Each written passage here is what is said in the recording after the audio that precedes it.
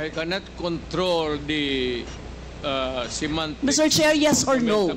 Davao style. Do not ask me to answer yes or no. You are not an investigator.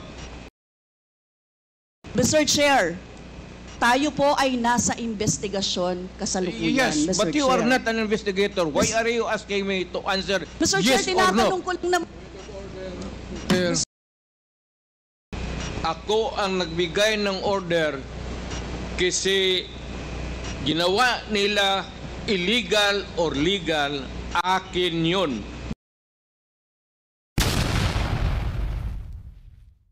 We will now proceed. Congresswoman Brosas, you are recognized. You have 10 minutes. Pasensya na po sa ating oversight.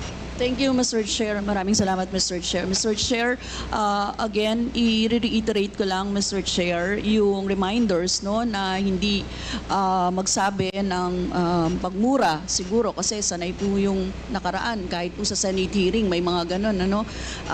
Respeto naman sa atin dito, and sana po concise sa pagsagot. Kung ano lang ang tanong, yun din lang ang sagot. At mag-defer ng i-defer ang mahahabang explanation kasi nakikita nyo naman, Mr. Chair, madami talagang gustong magtanong ngayon eh. Kaya sana po ganun yung ano, no? And simple lang naman po yung mga tanong ko. It has to do with kung ano din yung mga sinabi ng dating Pangulo doon sa Senate hearing.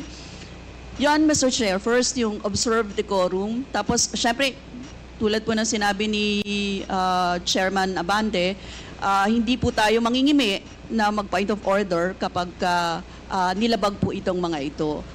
Yun. Now, Mr. Chair, I would like to direct my questions, Mr. Chair, to Rodrigo Duterte.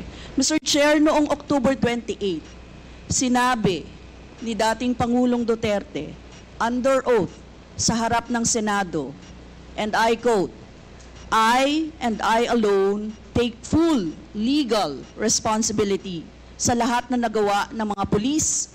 Pursuant to my order, ako ang managot.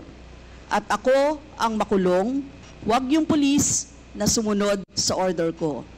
Ang tanong natin, Mr. Chair, the families of innocent extrajudicial killing victims are present. Yun po yung pinagsalita nyo kanina. So can the former president look them in the eyes and say once more that he takes full legal responsibility for the deaths of their loved ones, Mr. Chair?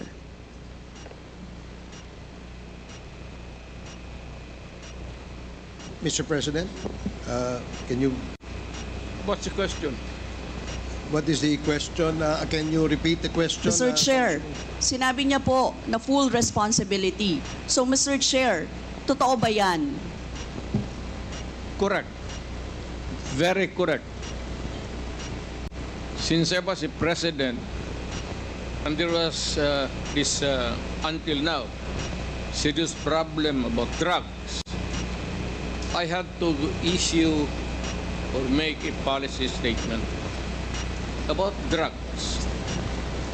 At all that happened, yung nangyari pursuant to my order to stop the drug problem in this country, akin yun.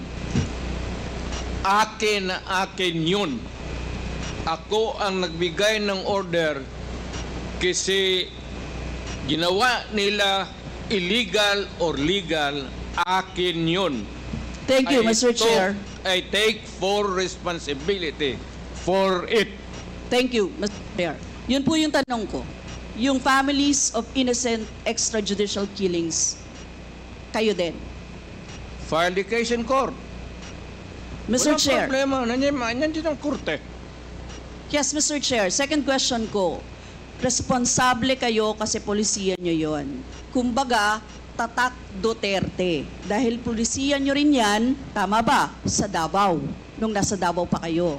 Tama ba na tawagin po itong Davao model or Davao style? Mr. Chair? I cannot control the semantics. Mr. Chair, yes or no? Davao style? Do not ask me to answer yes or no. You are not an investigator. Mr. Chair, Tayo po ay nasa investigasyon kasalukuyan, Yes, Mr. but you Chair. are not an investigator. Why are you asking me to answer Mr. yes Chair, or tinatanong no? ko lang naman. Chair, point of Session order. suspended.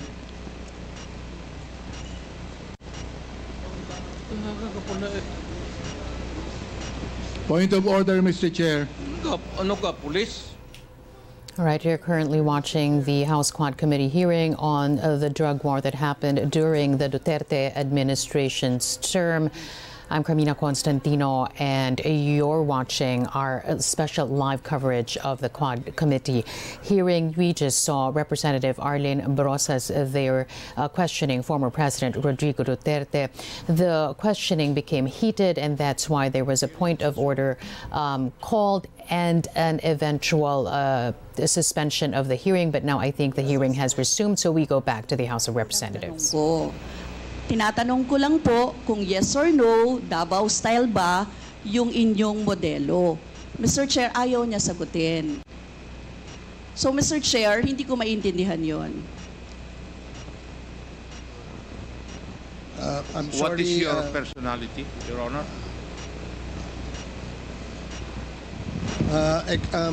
If I may, Secretary Bello, we normally, the committee does not allow the counsel of the witness to speak because the role of the counsel is limited only to counseling his client on his rights. Hanggang doon lamang po. But we cannot ask you to answer any questions that will be asked by any of the members. And that is what Thank you, is in Your the Honor. rules. Thank you, Your Honor. Actually, I'm not answering the question of Congresswoman Rosas, Your Honor.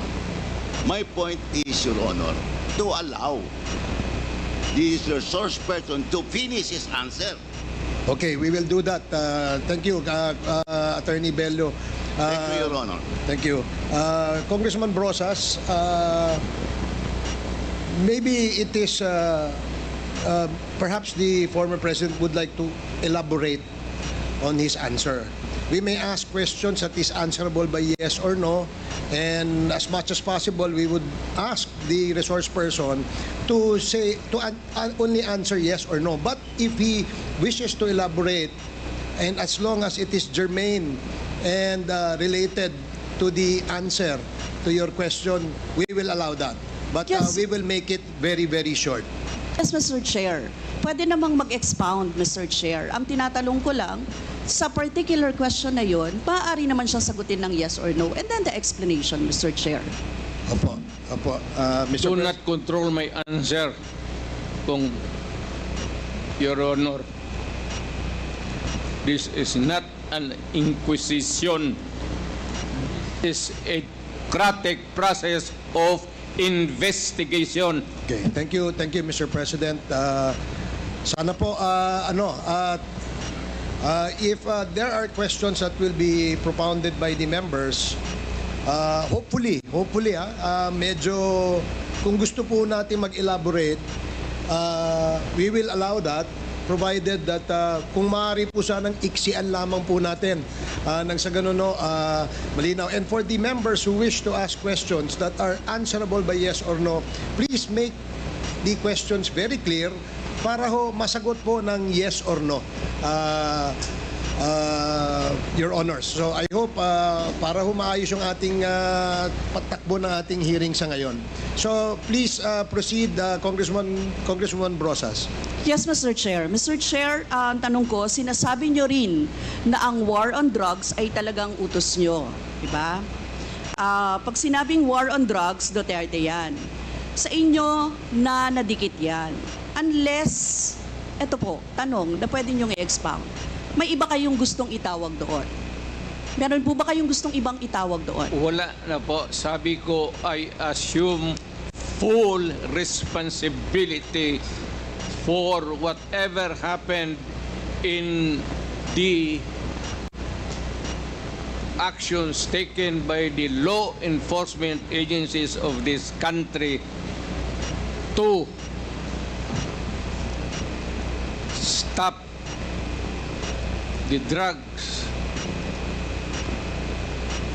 or the serious problem of the drugs affecting our people. Mr. Chair, next question. Nung naging mayor po kayo, sabi nyo naging safe ang Davao. Tama po ba? That would be that should be answered by a third person. I would not be answering that. It would be presumptuous of me to conclude. Hindi ako magsabi. I never said that Davao City was not publicly. Mr. Chair, as mayor, masasabi nyo na naging safe ang Davao sa panahon nyo? Talaga. Kasi Talaga. walang kriminal sa kalye, Talaga. walang snatcher, Walang snatcher. walang akyat bahay, Walang akyat bahay. walang magnanakaw, Walang magnanakaw. walang mamamatay tao. Walang mamatay tao. So yun po lahat? Yes. Oh. So walang mga kriminal o walang insidente ng kriminalidad. Bakit po? Merong mga incident, not totally. It could be a dream of a city not to have any criminal incidents or violence. Pero overall, Davao City was safe. If the test or standard would be that a citizen of the city can walk all over the city and men and children can go home safely, unmolested, undisturbed. That was the standard that I gave to the police of Davao City. Mr. Chair, I would like to ask, no? Hindi ba nagkandamatay sila sa panahon na yon? Marami po. Sino-sino po ang mga pumatay? Wala akong listahan yan, ma'am. We have to go to the tawag nito. Hindi ko bit-bit. Ang bit-bit ko lang ko yung hindi. Mr. Chair, I would like to ask again, no? Sa inyo po na karanasan, kayo mismo ba pumatay? Ako? Marami. Mga 6 o 7. So Ewan what- ko kung natuluyan yung hindi ko na follow up sa hospital kung natuluyan. Note ko lang, ipaalala ko ulit, Mr. Chair, kasi mula din ito sa Senate hearings, ano? I-quote ko lang po kayo, in Davao, I used to do it personally, just to show to the guys that if I can do it, why can't you? Correct. Sinabi niyo po yan sa mga business leaders sa meeting sa Manila. At kung paano niyo ginode ang mga police officers to gun down suspects. Tama po ba? Yes, if they present a violent resistance, that's the only thing there. You can kill the criminal if you are personally in danger of losing your life too. Ito But ba- hindi mo pwedeng patayin yung kriminal nakahandcuff o nakatali. Hindi trabaho ng lalaki yan. Ito pong second, Mr. Chair, na quote, kayo rin ito. And I'd go around in Davao with a motorcycle, with a big bike around. And I would just patrol the streets looking for trouble also. Manila Times po ito. I was really looking for a confrontation so I could kill. Sinabi niyo po ito. Yes. Nagdadasal po ako na nagmumotor ako na may mag-hold upper dyan. At kung maabot na kita, talagang patayin kita. At kung basta kriminal ka, wala akong pasensya sa kriminal. Pagka lumaban, patayan. So, Mr. Chair, kanina po kasi sinabi ni Duterte na he takes full legal responsibility. Yes. Siya ang mananagot at Yes. makukulong sa ginawa ng mga kapulisan. Yes. Kung sa inyo po ang policy, inaako nyo rin ang accomplishment nito. Yung lahat po, kasi kung naaalala ko sa war on drugs, yung mga accomplishment, may nahuli, nagbebenta, gumagamit, gumagawa ng droga. Lahat yan.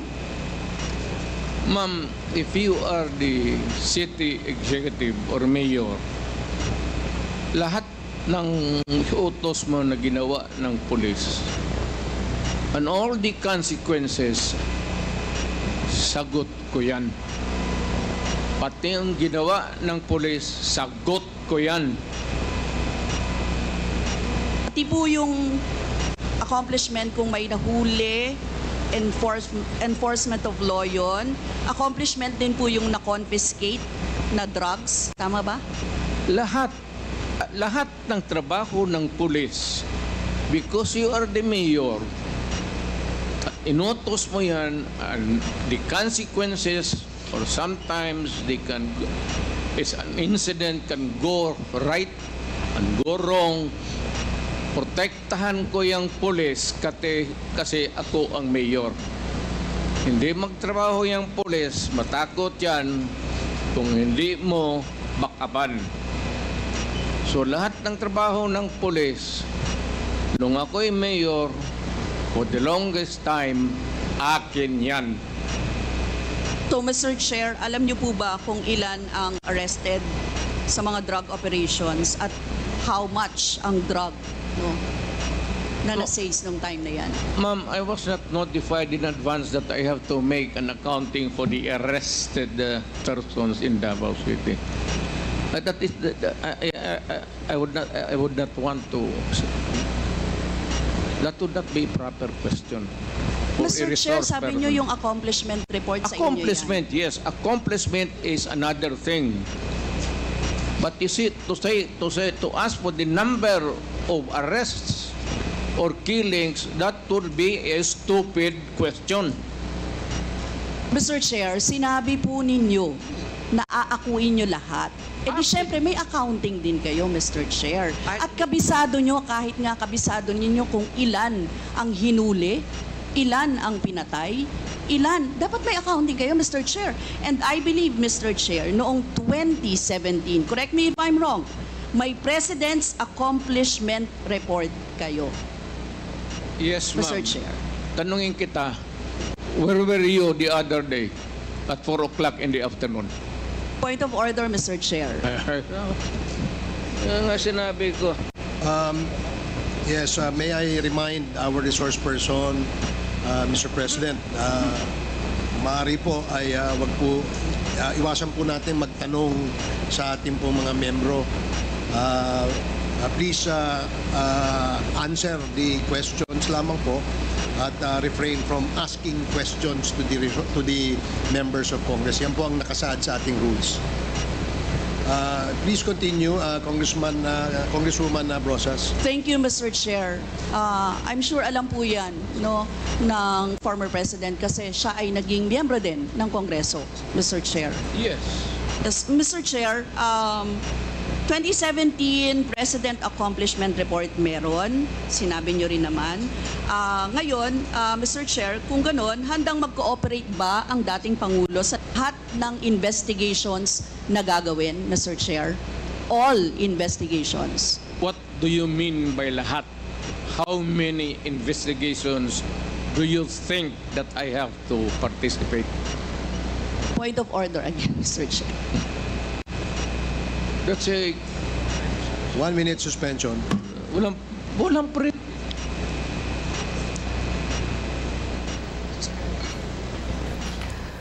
Another suspension there called by Congressman Barbers, the head of the Quadcom committee, as the questioning of Representative Arlene Brosas again hit a nerve with the former President Rodrigo Duterte. Their hearing is now resumed. Let's go back. Our resource person as well as our members that please refrain from, for the resource person, refrain from asking questions to the members please limit your reply to the questions being asked. At sa atin naman po mga members, please go straight to the point. Ask the resource person the question that you wish to be answered. Direkta, para ho hindi tayo magtagal. Mr. Chair, Yes, you have, Congresswoman Brosas, you have 4 more minutes. Mr. Chair, may I interrupt? I am asking the... Is this related, Mr. President? to Yes, the it is question? related. I am asking yung nagtatanong to lay the predicate first Okay, before, sige po. para hindi tayo mawala. Sige po. Congresswoman Brosas, I hope you can consider the opinion of the resource person by laying the predicate before you ask the question directly to the former president. Yes, Mr. Chair. Mr. Chair, siguro tatanong ko na lang diretso, Mr. Chair. Yung former president ba ay willing na mag-cooperate sa investigation sa ICC? Kaugnay dito? ICC, ma'am. I'm asking the ICC to hurry up, and if possible, they can come here and start the investigation tomorrow. This issue has been left hanging for so many years. Matagal, ma'am. Baka mamatay na ako, hindi na nila ako maimbestiga. So I'm asking the ICC through you na magpunta na sila dito bukas, umpisahan na nilang investigation. And if I am found guilty, I will go to prison and rot there for all time. Mr. Chair, balikan ko lang yung isa ko pang tanong, Mr. Chair. Ito sa Senate hearing dito, Mr. Chair. Sinabi ni former President Duterte, encourage the criminals to fight. Encourage them to draw their guns. Yan ang instruction ko. End of quote. And the only way na hindi kayo makulong and to justify the killing is bigyan mo talaga ng panahon na lumaban. Tama po ba? Yan ang sinabi ninyo. Yes, because that would be justified kung lumaban. Yan, kasunod pa lang po yung Ang question ko. utos ko- Ang question ko po ay bakit nyo ini-encourage yung kriminal na lumaban? Para medyo maminus-minus ang problema sa syudad ko. Kung may kriminal dito na 50, kung mapatay ninyo yung 30, di 20 na lang, hindi na masyado problema dyan sa akin. Ibig sabihin, Mr. Chair, hindi mapaparusahan ang nakagawa ng krimen in self-defense. Hindi man sadya. Alam naman trabaho ng police, ma'am. The policeman should know when to kill and when to injure. Hindi naman kailangan sabihin na. May elements naman ng self-defense. Alam niyo yon, Mr. Chair. Not self-defense, man. Performance of duty. Performance of duty, but elements of connected with self-defense. that performance of duty is self-defense. So, Mr. Chair, ano-ano yon? Ang what? Elements of self-defense, Mr. Chair. Self-defense is when you defend yourself to avoid injury, serious, or you die. That is applicable also to a policeman who is performing his duty, because the policeman has to confront, ang civilian has to iwasan. But a policeman, a law officer, if you are a law officer, you have to confront the criminal.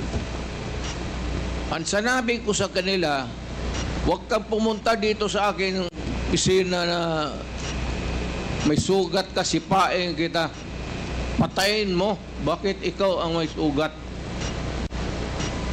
Wala akong my language is brutal and raw for criminals. Wala akong pasensya, ma'am. I've been a prosecutor for 9 years. Talagang sinabi ko, pag hindi na mahinto yan, patayin mo na yan. Huwag mo nang pabalikin niya dito sa opisina ko. Thank you, really Mr. want Chair. to know the truth. Ganon. Last 2 questions, Congresswoman Brosas. Yes, Mr. Chair. Mr. Chair, gusto ko lang sabihin na sa elements of self-defense, first, dapat unlawful aggression. Second, reasonable necessity of the means employed to prevent or repel it. And third, lack of sufficient provocation on the part of the person defending himself. Mr. Chair, now I would like to direct my question to sa victims po, si Christina siguro at si Lori or si Mary Ann, ano? Mr. Chair, ano po yung sirkumstansya or kalagayan ng mga nangyari sa pagkapatay ng inyong mga mahal sa buhay, Mr. Chair? Hanggang ngayon po, mahirap pa rin po sa kalooban namin. Ang mahirap lang dun kasi yung mahirap ka na tapos may mga pinagdadaanan ka pa po na ganito na hindi basta-basta na nahihimpasan ng ano, kumbaga araw-araw, puro sakit ng loob, dasal, kung ano ba yung pinaglalaban namin ito. Salamat po. Mr. Chair, tatanong ko lang, ang susundan ko lang yung tanong ko. Ang tanong ko kasi ay, nagkaroon ba ng self-defense? Parang ganyan eh, di ba? Ang nangyari. Nanlaban ba yung Yun po inyong... ang sinabi nila sa akin na nagkamotor po yung bata na wala namang motor na hindi marunong magmotor. Yung pong nanlaban, yun po yung sinabi nila sa akin na nakipag-anuhan po daw ng baril. Pero ano ang nalaman ninyo sa investigasyon? Laban ba? Well, Meron bang unlawful aggression? Meron bang reasonable necessity para i-employ or i-prevent or i-repel yun? Meron bang lack of sufficient provocation mula sa parte ng tao na dinidepensahan yung sarili niya? Sa lahat po ng mga nalaman ko po, dahil wala na rin naman akong ganun kaalaman ng ganyan po, lahat po yun gawa-gawang kwento po at wala rin pong napakitang ebidensya na nagsasabi ng katotohanan na nanlaban po yung bata. Si Nanay Lori siguro.